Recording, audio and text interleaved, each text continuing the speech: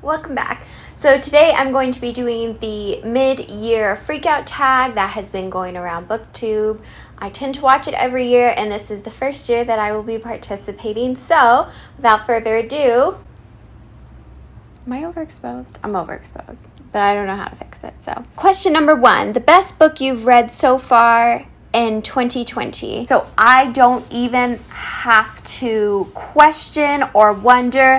Hands down, that would be The Girl with the Louding Voice by Abby Dare. And I have a feeling if a lot of these questions, I haven't looked ahead, but if a lot of these questions are dealing with what touched me emotionally, this book's going to be a theme in this video.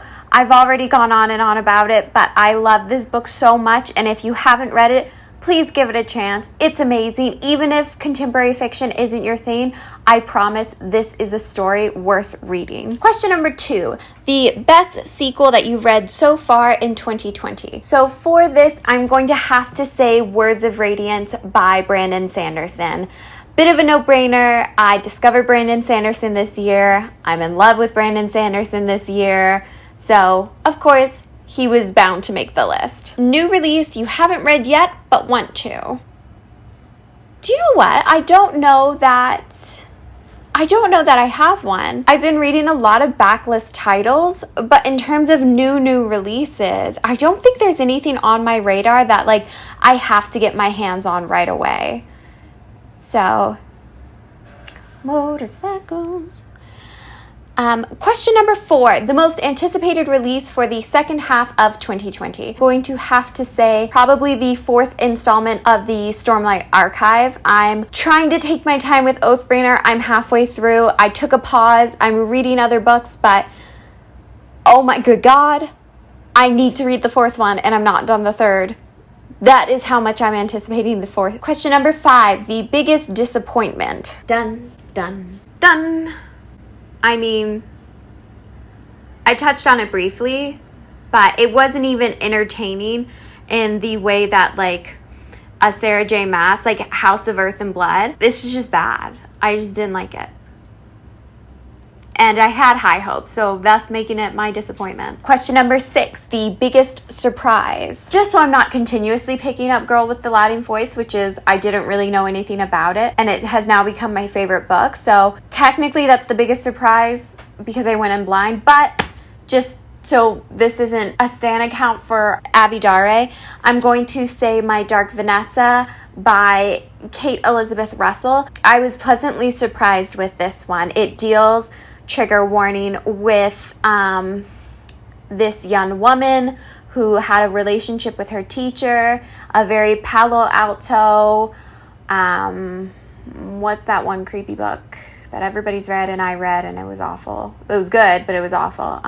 Lolita. It's a weird mix of Palo Alto meets Lolita. It's very interesting and very disturbing, but absolutely worth the read. And I was surprised because I find subjects like this I do tend to steer away from, no matter the nuance. But do you know what? This was handled in such the right way that I really, really enjoyed the read. It was her basically coming to terms with what happened and her perspective now that she's grown, the relationship she had with her teacher back when she was a teenager. So, excuse you.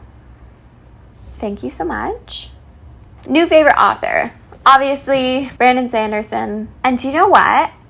I might actually say, okay, newest fictional crush. I could just give a throwaway answer, but the truth is, no matter how deeply attached I get to characters, I tend not to crush on them. Newest favorite character.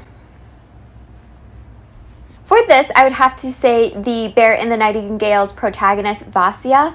I think that's how you pronounce it. She just has such a complete disregard to how women are meant to act in this time, and it was bound to win me over. Question number 10, a book that made you cry. I'm so sorry.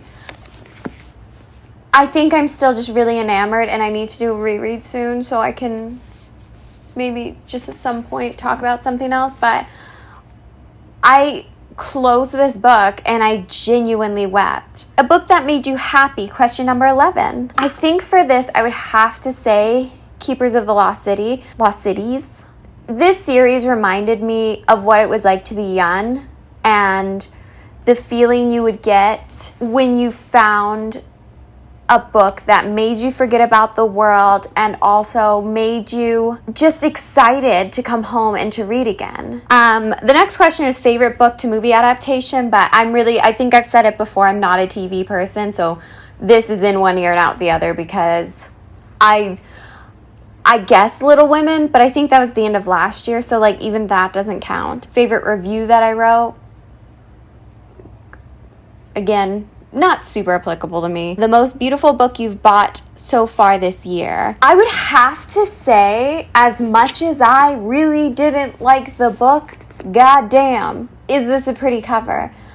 I probably will not finish the series, but I can't let her go off my shelves because she's pretty.